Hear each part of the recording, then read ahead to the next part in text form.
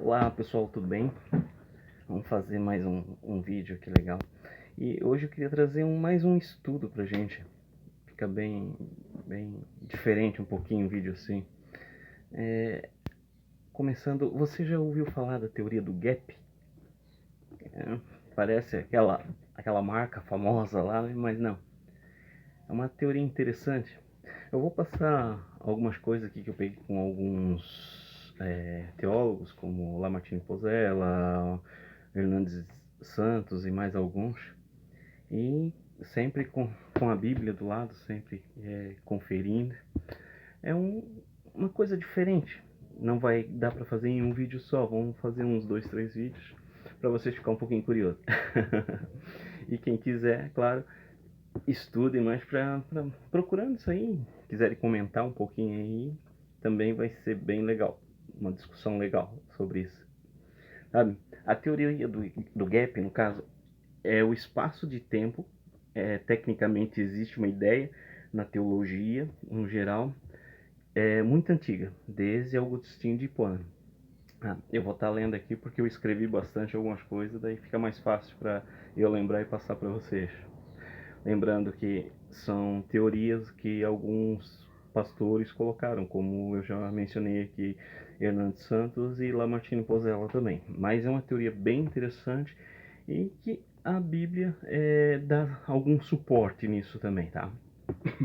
Então, Agostinho de Hipona escreve no livro seu, Cidade de Deus, se eu não me engano, ele rejeitou tanto a imortalidade da raça humana, proposta pelos pagãos, quanto a ideia sobre eras comuns na época, como as pregadas pelos gregos e por alguns egípcios, tá?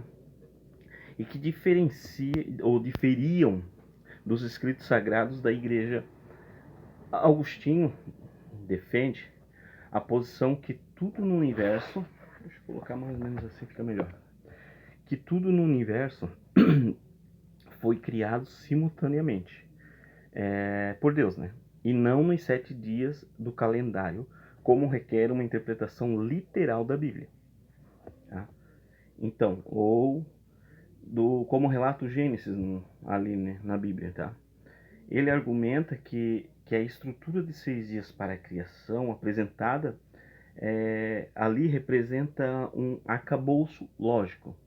Fui buscar para ver o que era esse arcabouço e coloca aqui, qualquer estrutura que sustenta ou serve de base para algo, tá? E não uma passagem de tempo física.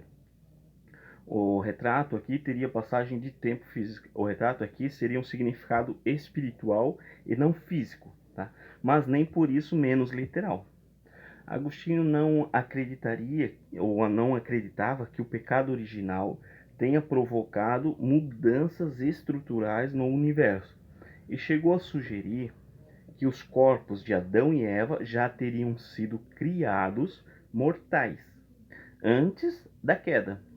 Agostinho reconhece que a interpretação da história da criação é de difícil interpretação e por isso devemos estar, claro, abertos ou dispostos a mudar as nossas ideias conforme mais informações vão aparecendo.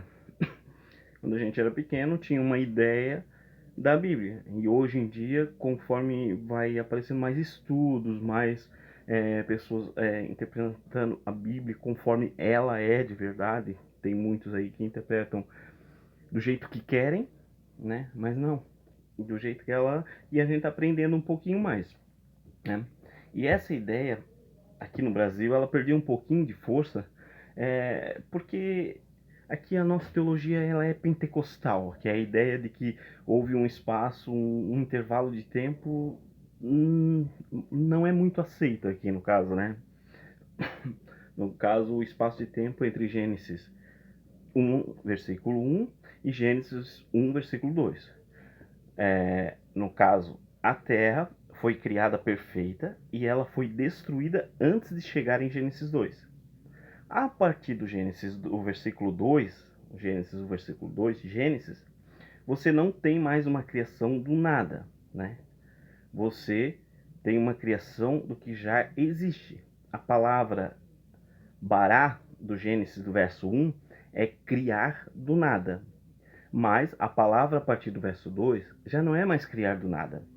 É criar daquilo que já existe. Até o homem, não foi criado do nada. O homem foi criado do pó da terra. Então, ele foi feito daquilo que já existia.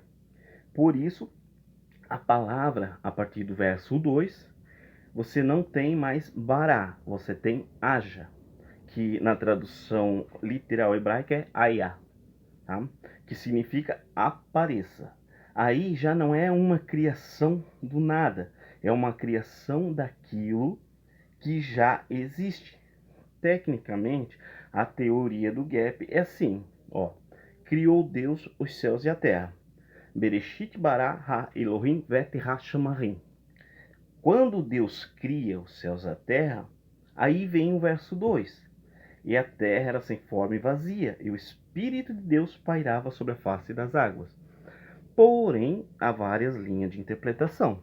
A mais tradicional hoje, na nossa teologia, nós temos uma herança de teologia pentecostal, né? Então, ela é muito conservadora em vários aspectos, em especial a anjos e queda, né? E essa linha conservadora, ela crê assim, que tudo que Deus fez, terra, céus, anjos, etc., ele fez em 6 dias. E essa teologia, ela é muito comum em nossos dias. Ela não crê nesse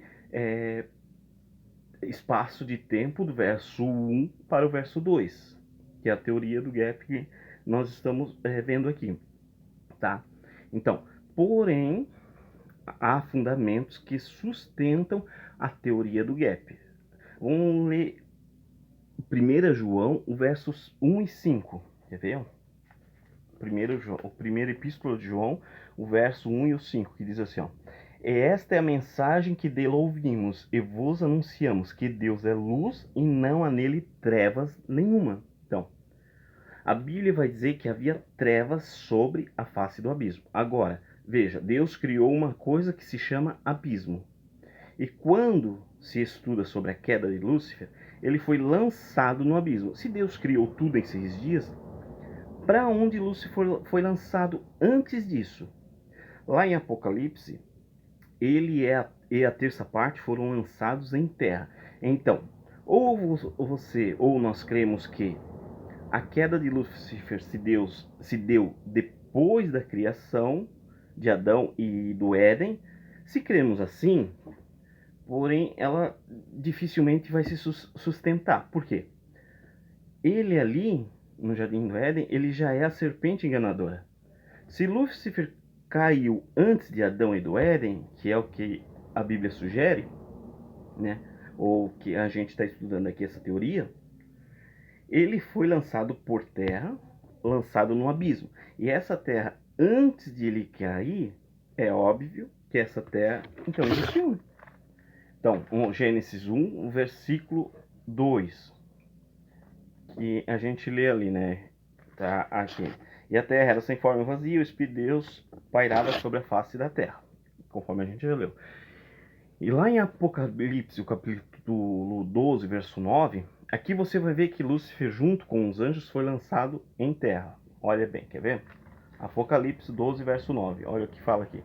E foi precipitado o grande dragão, a antiga serpente chamado o diabo, e Satanás, que engana todo o mundo. Ele foi precipitado na terra, ó, ele foi precipitado na terra e os seus anjos foram lançados com ele, ok? Então, tá claro que Lúcifer foi lançado na terra, e isso foi antes ou depois de Adão? Se isso foi antes dos 6 dias, qual terra Lúcifer foi lançado? Né? Foi jogado. Então aqui o primeiro problema teológico, se Deus fez tudo em 6 dias, como que Lúcifer foi lançado em terra? Qual terra? É muito gostoso estudar a Bíblia. A gente sabe que Deus é o dono de tudo e todas as coisas e a nossa mente finita não compreende o trabalhar de Deus, o agir de Deus e as coisas que Deus fez. Nós simplesmente estudamos e criamos teorias, tá? Eu agradeço vocês que viram esse vídeo até agora. Curta, compartilha aí, ajuda a gente. No próximo vídeo, a gente vai estar continuando esse mesmo tema aqui. É um tema bem legal, bem diferente para a gente estudar. E creio que é isso, queridos, que ele fala: conhecereis a verdade e a verdade vos libertará. Sabemos que a verdade é Cristo, a verdade que nos liberta. É Jesus o Salvador. Não importa o quão estudamos, mas isso aqui, conhecer a palavra de Deus, é muito gostoso. Fique com Deus e até o próximo vídeo.